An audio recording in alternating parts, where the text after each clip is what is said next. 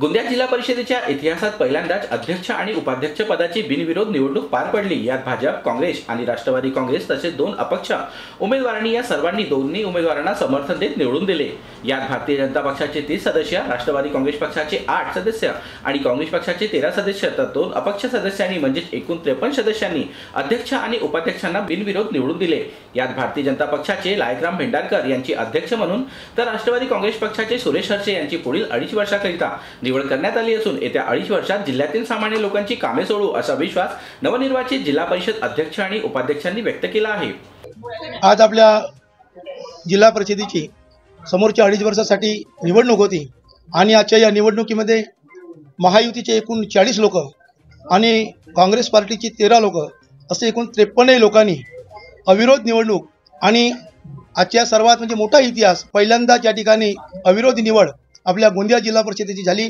त्याबद्दल सर्व 53 जिल्हा परिषद सदस्य महायुती व जो विरोधी पक्ष म्हणून आपण काँग्रेसला समजतो त्यांनी सुद्धा एक चांगल्या पद्धतीनं अध्यक्ष आणि उपाध्यक्षाच्या निवडणुकीमध्ये आणि अभूतपूर्व म्हणजे सहकार्य केलं। त्याबद्दल सर्वांचं या ठिकाणी अभिनंदन आहे आणि त्यांचे स्वागत करतो आणि अध्यक्ष म्हणून त्यांचं आभार सुद्धा या ठिकाणी व्यक्त करतो।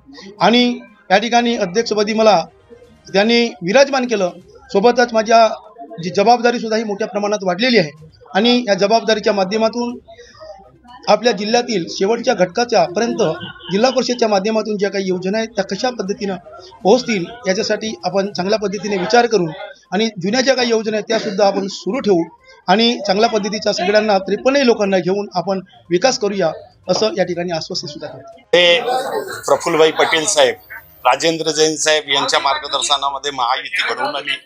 महायुतीमध्ये याआधी 2.5 वर्ष जिल्ह्याच्या विकासाकरिता प्रफुल्लभाई पटेल, राजेंद्र जैन साहेबांच्या नेतृत्वामध्ये आम्ही जिल्हा परिषदेमध्ये काम केलं आणि त्याचप्रमाणे आता पुन्हा मला उपाध्यक्ष म्हणून प्रफुल्लभाई पटेल साहेब, राजेंद्र जैन साहेबांनी संधी दिली। ज्याप्रमाणे जिल्ह्यामध्ये शिक्षकाचा थोडा अभाव आहे, त्याला आपण शिक्षकाच्या अभावाला कसं 15 वित्त आयोग आहे, जिल्हा निधी आहे, याच्यामध्ये कशी भर देता येईल आणि आपल्याला स्वयंसेवक कसं घेता येतील हा पहिल्यांदा माझी प्रायोरिटी असेल शिक्षण विभागाच्या माध्यमातून। दुसरं आरोग्याच्या माध्यमातून आरोग्य विभाग मंद गतीने चालत आहे, याला गती कशी देता येईल आरोग्य विभागाला।